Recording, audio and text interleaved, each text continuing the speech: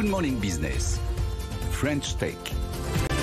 6h42 et aujourd'hui dans la French Tech, on va parler de chariots qui embarquent la caissière et l'agent de sécurité à l'intérieur. On est avec Dylan Letiers, le président et fondateur de Knapp. Bonjour. Bonjour. Vous venez de convaincre Leclerc de s'équiper de vos chariots connectés à Antibes. Pour l'instant, c'est un test, il y a 40 chariots, mais c'est quand même un bon début. L'objectif premier, c'est de lutter contre la fraude. C'est ça. Alors 40 chariots, c'est beaucoup. Hein. Je crois qu'en France, ça n'a pas été fait. Ça n'a jamais été fait. Et puis c'est assez dur de gérer 40 chariots connectés. C'est un très bon début. Ouais, c'est un très bon début. On est très content. Et donc oui, en gros, l'objectif c'est ça, c'est que ce point de vente est équipé de nombreuses scanettes, de douchettes, environ 80. Et il remarque que l'objectif c'était de fluidifier le passage en caisse.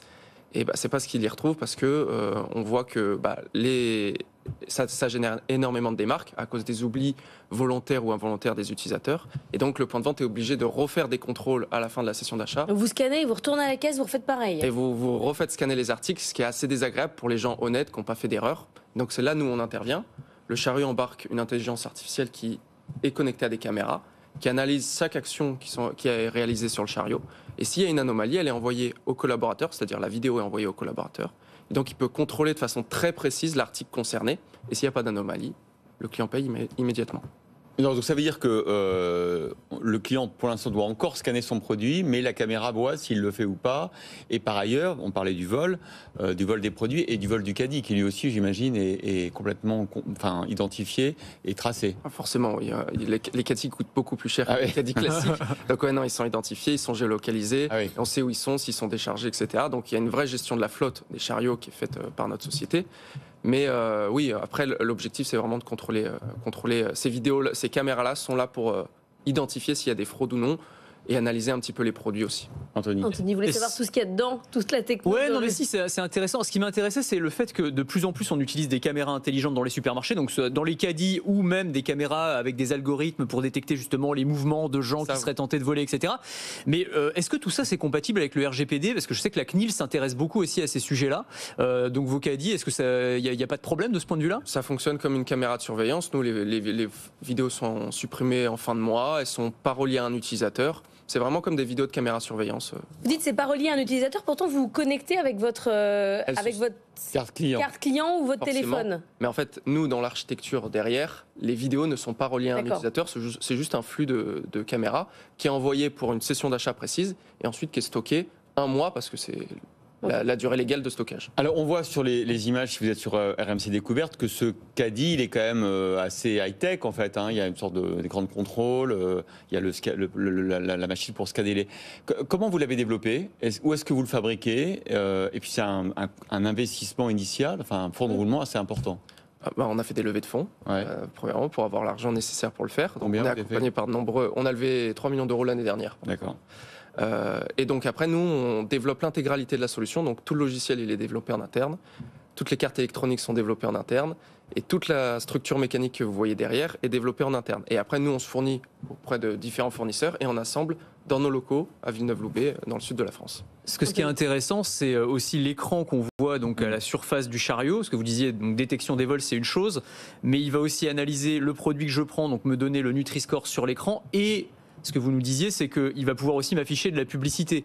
Du genre, je suis en train de passer à côté d'un rayon, il connaît mon profil d'utilisateur, il va dire, là, dans le rayon à côté, il y a une promo qui pourrait t'intéresser. Il ne connaît pas le profil, puisque normalement, c'est du flux, et normalement... Non, ça, c'est avec votre carte, normalement, il doit savoir. Sur le parcours client, il doit savoir qui vous êtes à un moment. C'est ça. Nous, on utilise les données de l'utilisateur, on est sous-traitant de la donnée personnelle pour le compte de notre client. Donc, on l'utilise pour le compte de notre client, en l'occurrence Leclerc.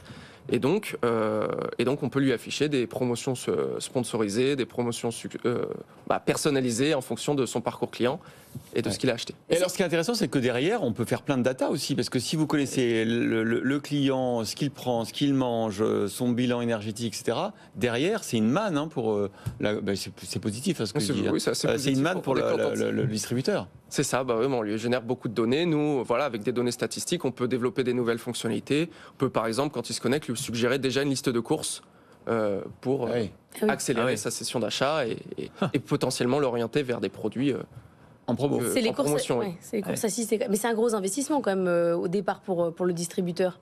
Bah non, parce que nous, on est sur un système de location, en fait, de location tout comprise. Donc, il y a une personne qui est mise en place pendant plusieurs mois dans le magasin pour accompagner la clientèle, et on maintient les chariots tout au long de la durée d'engagement du point de vente. C'est vraiment juste un prix payé mensuellement. Ah oui, ok. Et c'est combien à peu près la location ? C'est un prix qui varie énormément en fonction de la durée d'engagement du point de vente. Mais voilà, nous, le prix, ça dépend vraiment beaucoup de l'enseigne. Est-ce que le modèle finalement du supermarché du futur, c'est plus ça que les supermarchés Amazon Go dont on parle beaucoup et qui sont en train de reculer un petit peu parce que visiblement les investissements coûtent très très cher. Amazon Go, je rappelle, pour ceux qui ne connaîtraient pas, c'est supermarché complètement autonome avec des caméras, de l'intelligence artificielle partout. Donc là, il n'y a même plus besoin de chariot. Est-ce que finalement c'est une alternative, on va dire, moins chère et peut-être plus réaliste ? Je pense que c'est plus réaliste, mais on s'est posé la question quand on a créé la société.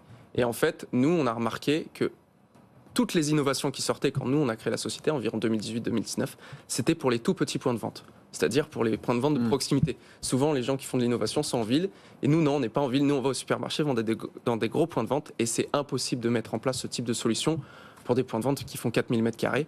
Et donc, nous, on a réfléchi, on s'est dit comment on va proposer la même expérience client, en tout cas très similaire, mais sur quelque chose de très réaliste, où il faut que ça soit rentable pour le point de vente, parce que c'est un point de vente indépendant, il faut qu'il gagne de l'argent, et intéressante pour l'utilisateur, enrichissante, etc. Et donc, on est arrivé sur la conclusion du chariot connecté. Et Amazon fait des chariots connectés pour leur gros exactement. point de vente. Pour Whole Foods, ils ont ça. C'est ça, pour leur gros point de vente, ils ont des chariots connectés. Et qu'est-ce que vous a dit Leclerc quand vous les avez rencontrés, quand vous l'avez proposé l'initiative ? Qu'est-ce que vous avez perçu de leur intérêt et qu'est-ce qui leur a le plus plu ? Alors, à l'époque, on avait notre chariot. La première chose qu'ils m'ont dit, c'est qu'il était moche. Oui, il est un peu. Moi aussi, j'ai pensé un peu la même chose. Alors là, c'est le nouveau. Donc il a une Il Je suis est. très content de son design parce qu'il tranche, c'est-à-dire que soit on l'aime, soit on l'aime pas. Et mais on surtout, le voit au moins. Exactement. Je me suis placé une fois devant l'entrée du magasin. Il y a personne qui rentre sans le regarder. Et moi, Ah oui. Vous Donc, discutez là avec d'autres distributeurs ? On discute avec 4 enseignes de la grande distribution alimentaire et on travaille avec Leclerc, on travaille avec Intermarché aussi. Et vous pourrez produire. Et après, les autres, on est en dé. Parce qu'il va falloir les produire quand même. Ah bah oui, chariots on en a moches. déjà quelques centaines en stock. Et donc, qu'est-ce qu'il vous a dit ? Un, que c'est moche, et deux, Leclerc ? Bah après, voilà, on a dû augmenter le litrage de notre chariot, il était trop petit à l'époque, on a dû l'alléger, donc c'est pour ça que maintenant il est dans des matériaux très innovants, on a de la fibre de carbone, de l'aluminium, etc. Voilà, c'était vraiment des choses très très terre à terre, la taille du chariot, Mais est-ce que vous avez, etc. est-ce que vous avez plus de marques d'intérêt maintenant ? On sait qu'il y a une explosion des vols, notamment avec l'inflation. Est-ce que ça va booster votre business ? Oui, on a beaucoup de marques d'intérêt en ce moment sur la démarque, mais surtout aussi sur vraiment l'affichage en rayon personnalisé, etc. Augmenter un petit peu l'expérience d'achat et apporter ce qu'on retrouve dans le e-commerce, dans les rayons, ce qui n'est pas tellement fait aujourd'hui. Bon, bah écoutez, c'est intéressant. En tout cas, on verra si effectivement ça prend. Dylan Letiers, président fondateur de KNAPP, merci d'avoir été notre French Tech ce matin.